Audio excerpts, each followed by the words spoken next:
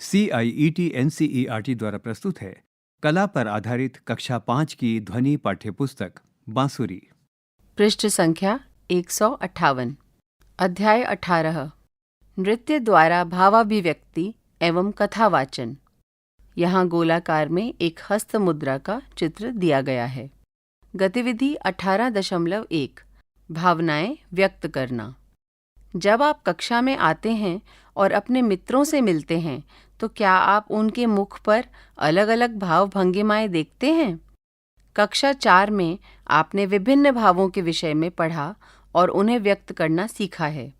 हमने यह भी देखा कि विभिन्न परिस्थितियों में विभिन्न प्रकार के भावों का अनुभव होता है, चाहे वे परिस्थितियां सकारात्मक हों अथवा अवांछनीय। आप प्रायः वांछनीय अथवा अवांछनीय परिस्थितियों को नृत्य के माध्यम से विभिन्न भावों में व्यक्त कर सकते हैं। नृत्य आपको मनोभावों का अनुभव करने और उन्हें व्यक्त करने का माध्यम बनता है। यहाँ एक ही बालक के 3 अलग अलग चित्र विभिन्न भावनाओं को व्यक्त करते हुए दिखाए गए हैं। पहला हास्य, दूसरा विस्मय और तीसरा विरुचि का है। यहाँ एक QR कोड भी दिया गया है जिसे स्कैन करके आप इस पाठ के विषय में और अधिक जानकारी प्राप्त कर सकते हैं। पृष्ठ संख्या 159। गतिविधि 18.2 नेत्रों एवं भौहों द्वारा भावाभिव्यक्ति। यहाँ 4 अलग चित्र दिए गए हैं। इन चित्रों में दुख, भय, सराहना और क्रोध की अभिव्यक्ति की गई है। क्या आप यह मानते हैं या अनुभव करते हैं कि हमारे नेत्र हमारी भावनाओं का दर्पण हैं? नेत्रों एवं भौहों की गतिविधियों को हस्त मुद्राओं के साथ समायोजित करते हुए अग्रलिखित भावों को व्यक्त करने का प्रयास कीजिए। बिंदु 1 क्रोध में नेत्र फैलाते हुए दूर जाओ कहने के लिए सूची हस्त मुद्रा का उपयोग। यहाँ इस मुद्रा से संबंधित एक बालिका का चित्र दिया गया है। बिंदु 2 हर्ष में नेत्र चमकदार हो जाते हैं। पुष्पपुट हस्त मुद्रा में सुंदर फूलों को पकड़ना। इस मुद्रा से संबंधित एक चित्र एक बालिका का यहाँ दिया गया है। बिंदु 3 दुख में नेत्र सिकुड़ जाते हैं। गले लगने की अभिलाषा के लिए उत्संग मुद्रा का उपयोग। इस मुद्रा से संबंधित एक बालिका का चित्र यहाँ दिया गया है। बिंदु 4 कनखियों से देखना। संपुट हस्त मुद्रा में कुछ छुपाते हुए चोरी छिपे देखना। इस मुद्रा से संबंधित एक बालिका का चित्र यहाँ दिया गया है। पृष्ठ संख्या 160। गतिविधि 18.3 2 विपरीत भावों को व्यक्त करना। अपने साथी का चुनाव कर एक सुखद भाव पर तथा एक ऐसे भाव पर चर्चा करें जो आपको व्याकुल कर रहा हो। अभिनय के माध्यम से भावों का उपयोग करते हुए अपने मित्र को आपकी स्थिति को समझाने का प्रयास कीजिए। सजग रहें और अपने नेत्रों व हस्त मुद्राओं का उपयोग करें। उन इंद्रियों की पहचान करें जिनका उपयोग भाव विशेष के लिए किया गया है। अब आप अन्य मित्रों के साथ मिलकर उन स्थितियों तथा व्यक्त किए गए भावों पर एक रचनात्मक कथा का निर्माण कीजिए। इससे संबंधित 4 चित्र यहाँ दिए गए हैं जिसमें 2 अलग विपरीत भाव समझाए गए हैं। पहले चित्र में एक बालक का चित्र साहस की अभिव्यक्ति करते हुए दिया गया है। दूसरे बालक का चित्र भय की अभिव्यक्ति करते हुए दिया गया है। विपरीत भावों के अंतर्गत आनंद की अभिव्यक्ति करते हुए एक बालिका का चित्र दिया गया है और क्रोध की अभिव्यक्ति करते हुए एक बालिका का चित्र यहाँ दिया गया है। पृष्ठ संख्या 161। कक्षा में पहले बताई गई गतिविधियों पर विचार विमर्श कीजिए तथा अपने भावों को चित्रित कर कक्षा में साझा कीजिए। उदाहरण, आप बोतलों के ढक्कनों को एकत्रित कर उन पर अपने भाव यानी इमोजी को चित्रित कर सकते हैं। इस प्रकार बनाए गए भाव प्रदर्शित करने वाले ढक्कनों को अपने मित्रों के साथ साझा करें तथा इन ढक्कनों को एक दूसरे के साथ परिवर्तित करें। शिक्षक संकेत। भावों को चित्रित करने के लिए किसी भी सामग्री का उपयोग किया जा सकता है। गतिविधि 18.4 नृत्य में प्रयुक्त मंच सामग्री। यहाँ 2 चित्र दिए गए हैं। पहले चित्र में दुपट्टे का उपयोग मोरपंख के रूप में किया जाता है। दूसरे चित्र में रबर बैंड का उपयोग कठपुतलियों की तरह नृत्य करने के लिए किया जाता है। देश के विभिन्न नृत्य रूपों में मंच सामग्री का उपयोग किया जाता है। मंच सामग्रियों में गुजरात के गरबा नृत्य में डांडिया और मिजोरम के चेराव नृत्य में बांस के डंडे उल्लेखनीय हैं। पहले की गई गतिविधियों में आपने विभिन्न क्षेत्रों के नृत्य रूपों में ऐसी मंच सामग्रियों का उपयोग होते अवश्य देखा होगा। मंच सामग्रियों का उपयोग नृत्य संरचना में भी किया जाता है। पृष्ठ संख्या 162। गतिविधि 18.5 काल्पनिक मंच सामग्रियां। यहाँ मोहिनीअट्टम के पंथट्टम गेंद के साथ खेलते हुए कलाकारों का एक दृश्य दिया गया है। आप काल्पनिक मंच सामग्रियों का भी उपयोग कर सकते हैं। कई भारतीय नृत्य शैलियों में ऐसे दृश्य होते हैं जिनमें नर्तक व नर्तकियों को काल्पनिक गेंद के साथ खेलते हुए दिखाया जाता है। उदाहरण के लिए मोहिनीअट्टम का पंथट्टम या मणिपुरी का कंदुक खेल। क्या आप जानते हैं? क्या आप कृष्ण और उनके मित्रों के गेंद खेलने की कहानी जानते हैं?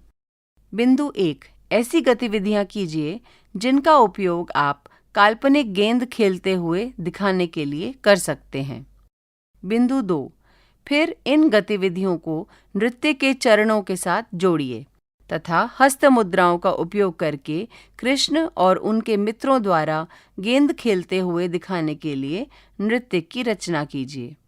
बिंदु 3 क्या 4 तालों वाला मधुर बांसुरी संगीत इस नृत्य के अनुकूल हो सकता है? शिक्षक संकेत। शिक्षक सरलता से उपलब्ध किसी भी बांसुरी संगीत का उपयोग कर सकते हैं। पृष्ठ संख्या 163। गतिविधि 18.6 5 इंद्रियों द्वारा अभिव्यक्ति।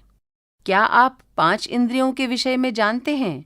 ये 5 इंद्रियां दृष्टि, श्रवण, गंध, स्वाद और स्पर्श हैं। आप इन इंद्रियों का उपयोग सदैव करते हैं।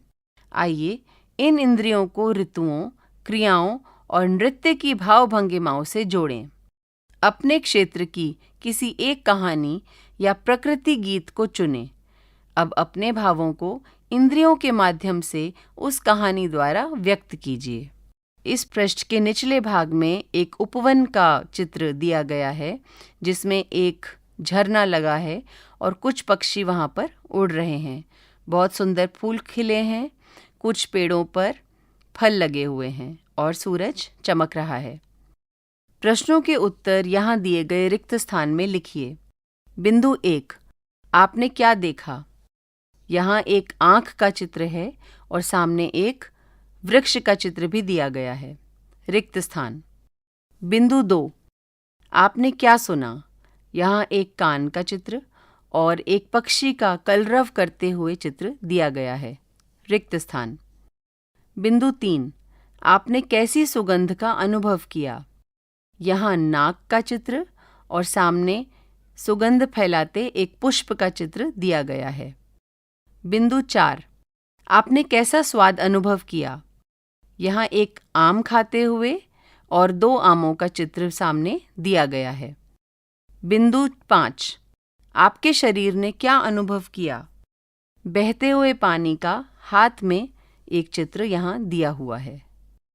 अब यहाँ बताई गई नृत्य चरणों को हाथों की गतियों, उचित हस्त मुद्राओं, नेत्राभिनय और मुख के भावों के साथ जोड़िए ताकि यहाँ पहले बताई गई सभी इंद्रियों को नृत्य के माध्यम से व्यक्त कर सकें। पृष्ठ संख्या 164। गतिविधि 18.7 कथावाचन नृत्य। अब इस कहानी को नृत्य के विभिन्न चरणों जैसे उछलना, हस्त मुद्राएं, पैरों एवं हाथों की गति, भावों, नेत्रों एवं भौहों की अभिव्यक्ति आदि के साथ प्रस्तुत करें। इसके लिए संगीत का भी चयन करें। आप चाहें तो अपनी कहानी के लिए एक गीत तैयार कर सकते हैं जिसमें आप संगीत कक्षा में सीखी गई स्वर लिपियां या ढोलक अथवा लकड़ी की छड़ियों से उत्पन्न तालाघातों का उपयोग कर सकते हैं। इस पृष्ठ पर एक चित्र दिया गया है जिसमें कुछ बच्चे नृत्य की मुद्रा में मोर पंख लगाए हुए बैठे हैं। पृष्ठ संख्या 165। आकलन। अध्याय 18 नृत्य द्वारा भावाभिव्यक्ति एवं कथावाचन। यहाँ एक तालिका दी गई है जिसके 5 स्तंभ हैं। पाठ्यचर्या लक्ष्य, दक्षताएं, अधिगम प्रतिफल, शिक्षक एवं स्वयं। पाठ्यचर्या लक्ष्य CG2, दक्षताएं C2.1। अधिगम प्रतिफल विभिन्न भावों को सरलता से व्यक्त करते हैं। शिक्षक रिक्त स्थान, स्वयं रिक्त स्थान। पाठ्यचर्या लक्ष्य CG2, दक्षताएं C2.1। अधिगम प्रतिफल रचनात्मक रूप से नेत्रों, भौहों और हस्त मुद्राओं के माध्यम से भावों को व्यक्त करते हैं। शिक्षक रिक्त स्थान, स्वयं रिक्त स्थान। पाठ्यचर्या लक्ष्य CG2, दक्षताएं C2.2। अधिगम प्रतिफल कहानी सुनाने के लिए विभिन्न भावों का उपयोग करते हैं। शिक्षक रिक्त स्थान, स्वयं रिक्त स्थान। पाठ्यचर्या लक्ष्य CG3, दक्षताएं C3.1। अधिगम प्रतिफल वास्तविक और काल्पनिक सामग्री का उपयोग कर रचनात्मकता प्रदर्शित करते हैं। शिक्षक रिक्त स्थान, स्वयं रिक्त स्थान। पाठ्यचर्या लक्ष्य CG4, दक्षताएं C4.1। अधिगम प्रतिफल नृत्य के माध्यम से 5 इंद्रियों को प्रस्तुत करने के प्रति उत्सुकता प्रदर्शित करते हैं। शिक्षक रिक्त स्थान, स्वयं रिक्त स्थान। एक शिक्षिका, एक छात्र एवं छात्रा का चित्र यहाँ दिया गया है। शिक्षक अवलोकन रिक्त स्थान, अन्य टिप्पणियाँ रिक्त स्थान। अध्याय 18 यहाँ समाप्त होता है। अभी आप सुन रहे थे NCERT की कक्षा 5 के लिए कला पर आधारित ध्वनि पाठ्यपुस्तक बांसुरी। वाचन स्वर दीपशिखा मित्तल। ध्वन्यांकन मुकुल सिंह। संपादन सुरेंद्र कुमार। निर्देशन एवं निर्माण विमलेश चौधरी तथा प्रस्तुति CIET NCERT नई दिल्ली, भारत।